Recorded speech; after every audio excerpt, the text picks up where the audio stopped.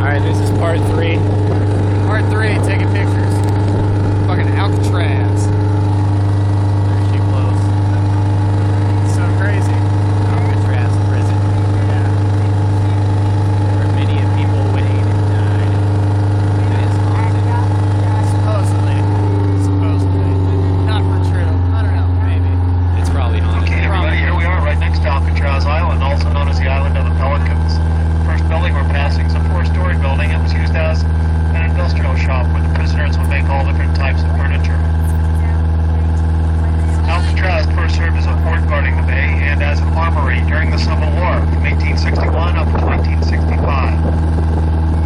In 1907, Alcatraz became a U.S. military prison. And in 1933, Alcatraz became a U.S. federal penitentiary, housing some of the most notorious criminals in the country at that time, including Al Capone. Dude, Al Capone was in here. Next building you'll see was a very tall stack. Was the main power plant on the island for many years. Coming up next, you're going to see a 3-story building used as a bakery and as a warehouse. The federal prison was open from 1933 up until 1963. During that time, 36 prisoners were involved in escape attempts from Alcatraz. 7 were shot and killed, 2 drowned, 5 were unaccounted for, and the rest were all recaptured.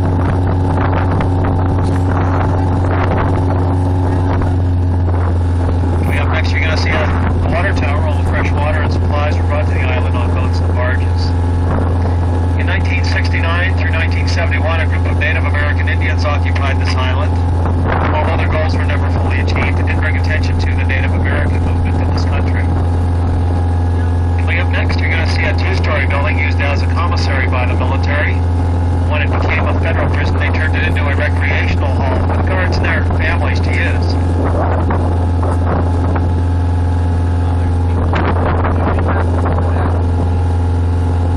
Maybe next year.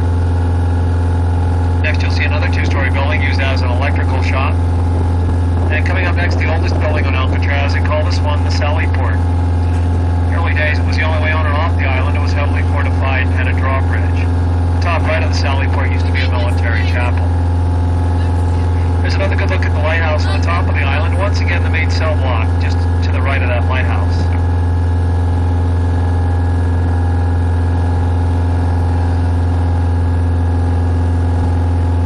Next, you're going to see this large 4-story building used as a barracks by the military.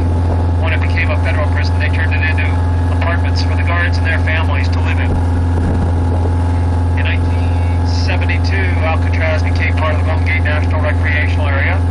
Blue Gull Fleet started running tours to Alcatraz under the direction of the Federal Parks Department. It's a very popular tour and sold out well in advance many times throughout the year.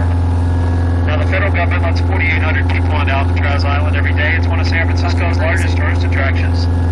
1.3 million people visit Alcatraz Island every year.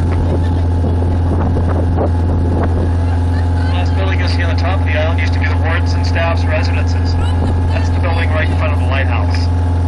As you can see, there's lots of fire damage in many of the buildings on Alcatraz. This occurred during the Indian occupation. Now, the distance from Alcatraz Island over to San Francisco, a little bit more than a mile. It'll be a little breezy and choppy and rolly as we go across the bay. But I do have to warn the people in the very front of the boat, there might be a little bit of spray as we head back to Fisherman's Wharf. And we should be back at Fisherman's Wharf in around 10 minutes. Well, there you have it.